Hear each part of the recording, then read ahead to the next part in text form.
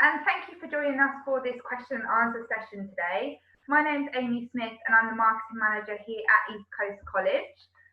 Today we are going to be providing you with some information about attending university, how to submit your application and any key dates that you need to be aware of as well.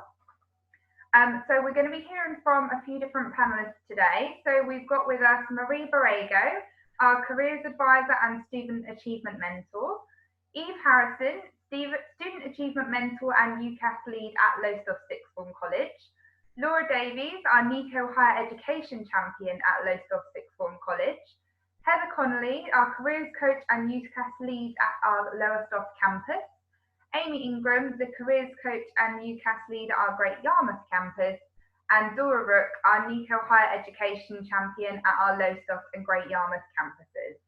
So let me first hand over to Eve, who's going to take you through the objectives of today's presentation.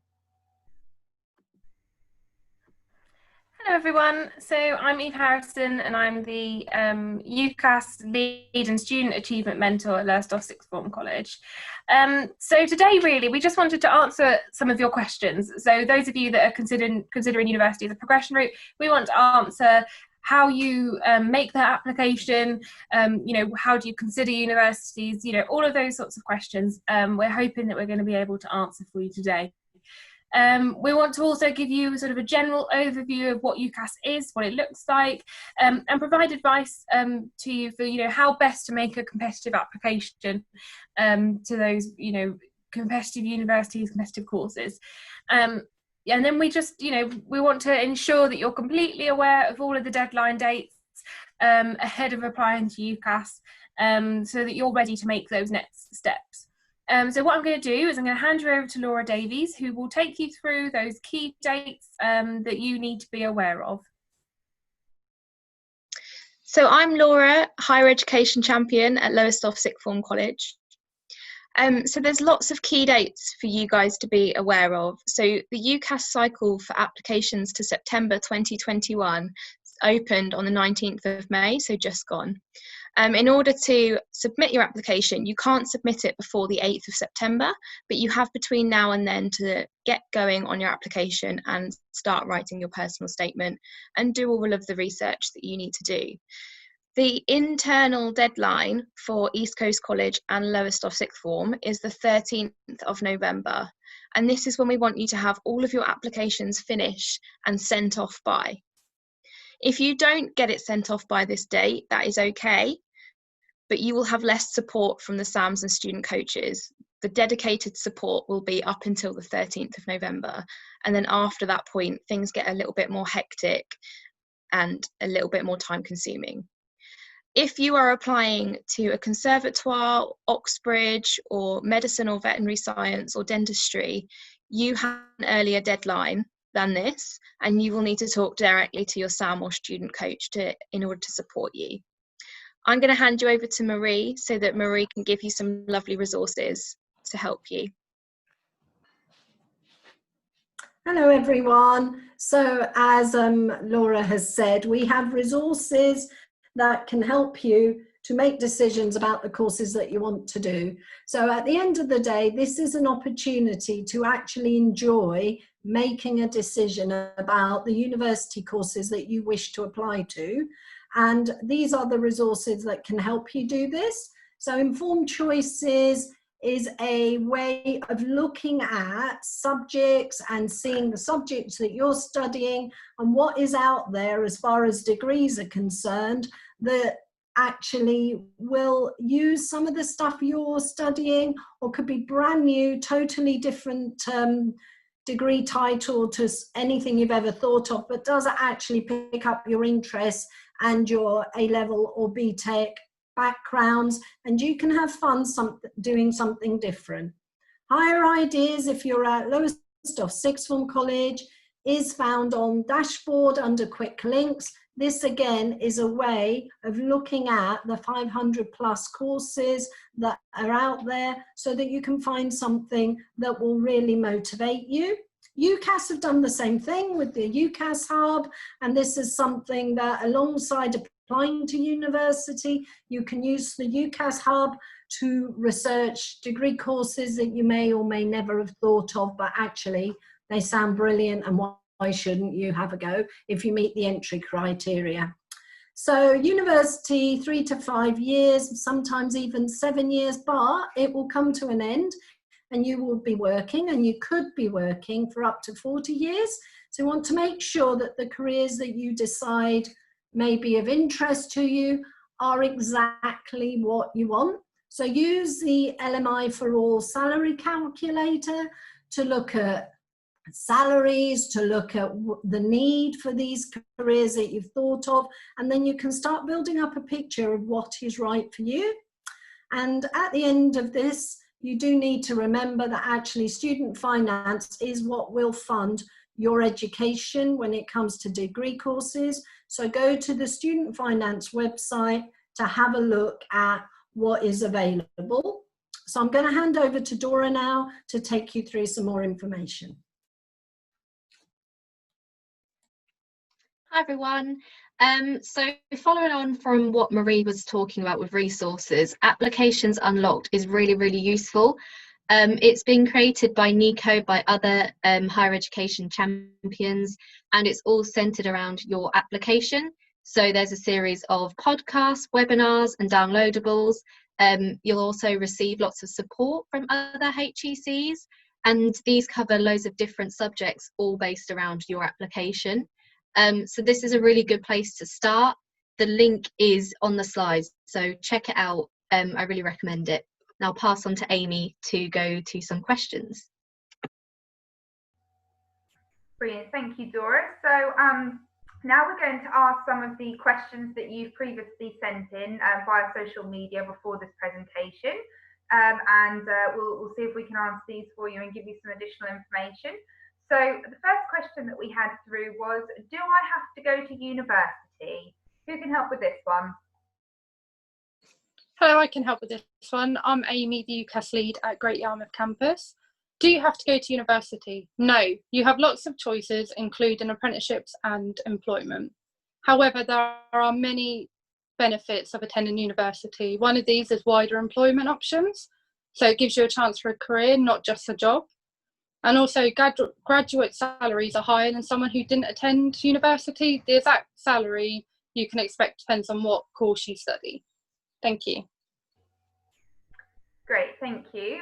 Next question. When do I have to decide if I want to go to university, and can I change my mind? Yeah, I can take that one. I'm head of the UCAS lead at Lowestoft campus. So we encourage you to start thinking about university as soon as you can. So like if you're thinking you're going next year, then start thinking about it now so you can look at your courses that you may want to do. Obviously, there's the main UCAS deadline of January the 15th, or earlier, like we saw earlier in the presentation, if you're doing medicine, veterinary science, dentistry, Oxbridge, anything like that. But basically, if you put your application in, you can still change your mind. It doesn't mean you've definitely got to go to university. So if you're thinking of applying to jobs and apprenticeships or anything like that, then still apply to university, because it will give you that option as well. And at the end of the day, when you finish college in July, you want to have as many options available to you as you can. Great, thank you. Next question. I struggle with mental health issues and get a lot of support from college. Is there support available at university? Yeah, so I can take this one again. Yes, there is loads of support at university. It's a case of, a lot of people think when they're filling in their UCAS application, there's a part on there that says about any disabilities at all. If you've got mental health issues, it's definitely worth putting them in there. A lot of people think it will negatively impact their application, but it won't. It's more of a case of the university will see that on your application and get in touch with you, so that if you have a counsellor that you see or anything like that, they'll make sure that that's set up and running ready for when you start in September. So it's definitely worth putting it on there. Great, thanks Heather. Next question, is university expensive? I can take this one. University does cost money. However, you don't have to have the money in your bank. Everyone is entitled to a tuition fee loan and a maintenance loan. A tuition fee loan is a loan that's provided by the government and covers the full cost of the course. Everyone is entitled to this and is guaranteed to receive it. A maintenance loan, however, is also provided by the government and will probably be your main source of income while attending university. Maintenance loan covers the living costs. The amount you receive is dependent on household income. The maximum amount of maintenance loan you could receive is £9,203 a year. However, more support is available if you have any physical or mental health conditions. Repayments of the maintenance loan is only payable when you earn over £26,575 a year. Details are on the Student Finance website. Check it out for more information. Lovely, thank you. Another question, I want to take a gap year. When do I need to apply? Who can help with this one? Hello, so I can help with that one. So if you're planning on taking a gap year, great, that's really exciting. You'll still be working on your application this year and up until next January. The only difference from your friends who are planning to go next year is that you will be going to the choices section on your UCAS application, and you will tick the box for deferred entry. This means that rather than your application going for September 2021 entry, it will go for September 2022 entry. That's the only difference on the actual UCAS application, but you still make that this year, and then you get the full benefit of the college support while you're still here. It is worth considering, if you're taking a gap year, to think about what, why you're doing that. Are you wanting to travel? If so, where and why? And if you're wanting to get work experience or a job, again, where and why? What experience will that give you? Can you take that to your course when you start in September 2022? And if those things, are going to help you with your university course, then you can put those into your personal statement. The universities will then have a really good idea of your plans, and they'll be able to see why you're wanting to take that gap year and what you're wanting to do with it. And that can be a really positive thing for your application. So do consider having, have a little think about that. Brilliant, thank you. Next question. I want to apply to a conservatoire. How do I do this and how is it different? Okay, so I'll take that one. It's Marie. So conservatoires are different. It is an application process that is also part of UCAS, but it is a different application. The applications for conservatoires opens on the 16th of July. And if you know that you want to apply to an extremely competitive music course, and there are some dance and drama courses that also go through the conservatoire applications, speak to your SAM, speak to your careers coach, or speak to your teachers that are teaching you music, dance or drama, and we will help you with this, so you won't be on your own, and it is a different application, so please remember that. Okay, thank you. Thanks, Marie. Another question here. I don't want to move away from home. Can I live at home while I go to university? Yeah, so I can answer this one. Yes, you can still live at home and go to university. I done that and I commuted in. It's perfectly doable. We're quite lucky where we live in Lowestoft and Great Yarmouth that we've got some local options to us. We've got University of Suffolk, which is in Ipswich, UEA and Norwich University of the Arts, which are in Norwich. They're all about an hour to an hour and a half drive away. You can get the train and look into getting a rail card, or you can drive there. We're also very lucky that we have the degrees, the University of Suffolk degrees at ECC. So check out the degrees on your doorstep section of the ECC website to find out more about these. Thank you.